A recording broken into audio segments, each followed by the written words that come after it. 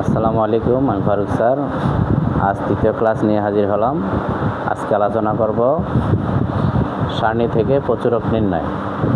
গত দুই ক্লাস আলোচনা করছিলাম মধ্যক জোড় সংখ্যার ক্ষেত্রে, মধ্যক বিজোড় সংখ্যার ক্ষেত্রে। আজকে আলোচনা করব প্রদত্ত উপাত্তের প্রচুরক নির্ণয় করতে পারে। প্রচুরকটা তাহলে কি? প্রচুরক প্রচুরক নির্ণয় করার জন্য আমাদের কোনো অতিরিক্ত গড় লাগবে না। এখানে শ্রেণীব্যাপ্তিক গণসংখ্যা দ্বারাই করা যাবে, অতিরিক্ত কোনো গড়ের প্রয়োজন নেই।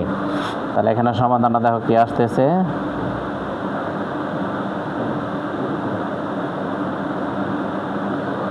এখানে সবচেয়ে বড় গণসংখ্যা, এটা খেয়াল করতে হবে আমাদের 6, 8, 13, 10, 8, 5। এটা সবচেয়ে বড় গণসংখ্যাটা শনাক্ত করতে হবে। সবচেয়ে বড় গণসংখ্যা 13 লিখবা। এখানে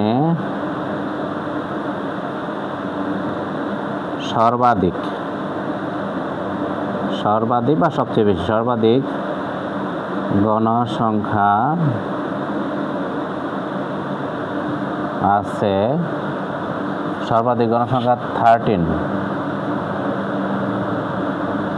আছে কোন শ্রেণীতে? 51 থেকে 60 বা 51 থেকে 60 শ্রেণীতে। তাহলে আমাদের প্রচুরক শ্রেণীটা কি পাইলাম?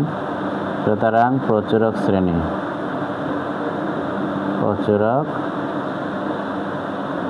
শ্রেণী কি পাইলাম? 51 থেকে 60।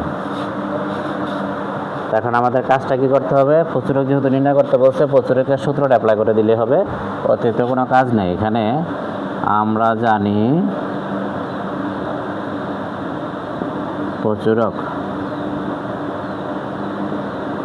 প্রচুরকটি ইংরেজিতে আমরা মোডও লিখতে পারি, MODE। তো সংক্ষেপে লিখবা MO মোড। প্রচুরক L plus F1 by F1 plus F2 গুণন H। সাইড নোটটা লিখে দেই, সবসময় সাইড নোটটা লেখা উত্তম।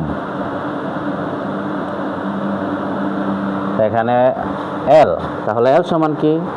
ঠিক মধ্যকের মধ্যেই L এর কাজটা। মধ্যকের সময় মধ্যক শ্রেণীর নিম্নসীমা L এর মান, আর প্রচুরকের ক্ষেত্রে প্রচুরক শ্রেণীর নিম্নসীমা। তাহলে প্রচুরক শ্রেণীর নিম্নসীমা কত? 51। এর প্রয়োজন কি? F1। তাহলে F1 কি? F2 কি? F1 হচ্ছে সবচেয়ে বড় গণসংখ্যা থেকে সর্বাধিক বা সবচেয়ে বড় গণসংখ্যা থেকে মাইনাস করবো কত? ঠিক তার বামের সংখ্যা, বামে আছে 8।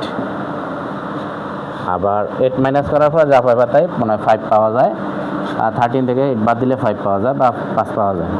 আবার 13 থেকে বা সবচেয়ে বড় গণসংখ্যা থেকে ডান পাশেরটা হচ্ছে বিয়োগ করলে এটা হচ্ছে F2 এর মান।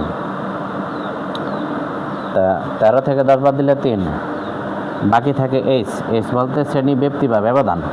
এখানে 31 থেকে 40 শ্রেণী ব্যক্তি আমরা 10 পাইলাম। 31 সহ গণতে হবে। 31 থেকে 40, 31, 32, 33, 34, 35, 36, 37, 38, 39, 40। অনেকে আমরা কি করি? 31 বাদে গণনা করি, তাহলে হবে না। 31 থেকে শুরু করতে হবে, মানে যে সংখ্যাটা দেওয়া থাকে ওই সংখ্যা থেকে সহ গণতে হবে। এখন আসি শুধু মান বসাই আমরা। L এর মান হচ্ছে 51। F1 হচ্ছে কি? এখানে F1 হবে, মিস্টেক হয়েছিল, দুঃখিত। F1 হচ্ছে কত? 5। F2 এর মান কত? 3। 8 গুণন H বলতে ব্যবধান বা পার্থক্য। 51 সবসময় সিঙ্গেল কোনো সংখ্যা থাকা মানে উপরের সাথে 5 গুণন 10, এটা মূলত উপরের সাথে গুণ হবে। 5 গুণন 10, 5 10 50, 5 আর 3 যোগ করলে 8। এবং 50-এ 8 দ্বারা বা 8 দ্বারা ভাগ করবো। 50 ভাগ 8 দ্বারা ভাগ করলে 6.25। 51 এটা ভাগ করলে আস্তে আস্তে 6.25। তার সাথে যোগ করে দেব 51। 51 যোগ করলে 57.25। এটা যেহেতু ফিক্সড করা সংখ্যা আছে, প্রায় লিখলেও হবে, না লিখলেও হবে। আর যদি এরকম দশমিকের পরে অগণিত সংখ্যা আসে তাহলে প্রায় লিখতেই হবে। তাহলে প্রচুরক পেলাম, প্রচুরক 57 থেকে 25। এখানে কারো বুঝতে অসুবিধা হইলে কমেন্টসে জানাবা। আর যদি আমি এরকম উৎসাহ পাই, ধারাবাহিকভাবে চেষ্টা করব পরবর্তী ক্লাসগুলোতে আসতে। আগামী ক্লাস আলোচনা করব সংক্ষিপ্ত গড় আর গাণিতিক গড় নিয়ে। তো আজ এই পর্যন্তই। আল্লাহ হাফেজ।